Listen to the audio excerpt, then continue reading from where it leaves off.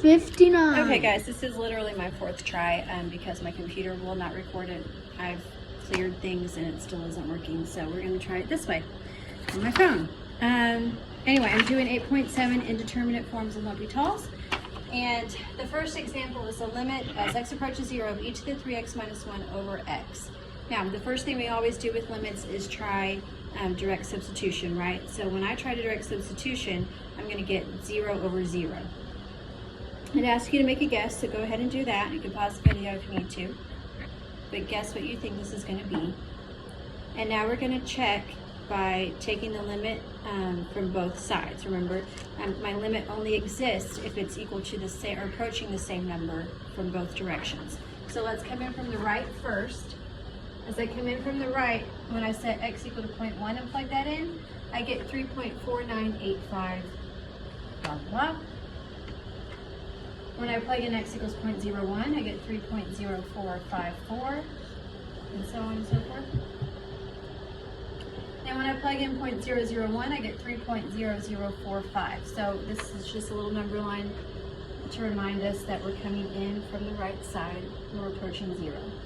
Now I'm going to do the same thing, but I'm going to come in from the left side, right, from values below 0.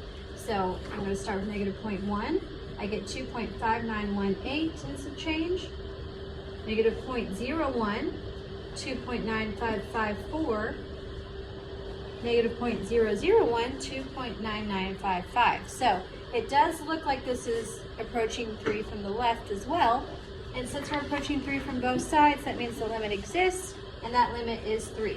But remember, it doesn't actually matter what the value of the function is. It just matters what we're approaching when we're talking about limits.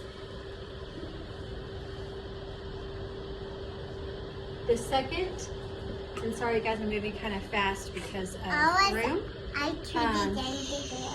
Because of room. But you can always pause it and write down whatever you need to. Watch out, baby. All right, so the second example. The limit as x approaches 1 from the right of 1 over natural log of x minus 1 over x minus 1. Now I want to talk about this for a second. No, ma'am. Direct substitution would give me 1 over 0 minus 1. I'm not going to touch anything. Baby, they can't see if you do that. Now, this one is only a right-hand limit, okay? So I'm only approaching 1 from the right side or from values bigger than 1. So I'm coming in from over here, not from the left. Now, for me, I'm thinking, okay, graphically, well, I know I can't have logs or natural logs of 0 or a negative number. On a graph, it looks like this, remember? Where we have an asymptote, a vertical asymptote at x equals 0. And I know this has a vertical asymptote at 1 because it's undefined there, and it's non-removable because I can't factor it out on top and bottom, right? So I'm thinking that we're approaching 1 from the right because it probably isn't defined to the left of that. Now I have it checked on a calculator. You can plug that into y equals and see what's happening. But that's my guess. That's probably why it's a one-sided limit. Now, this is not helpful, right? This is undefined minus undefined. That tells me nothing.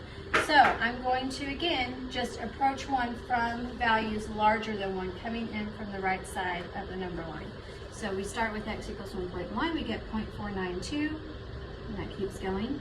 1.01, 0.499. You can already tell what we're approaching. At 1.001, we get 0.4999. So now it's pretty clear that our limit is approaching 1/2 as we come from values on the right. Another thing is it could just be a different limit from the left because it might be doing something in a different direction than this. So anyway, we don't care because we're only concerned about what's happening as we come in from more positive values. I'm gonna stop there so I don't lose anything.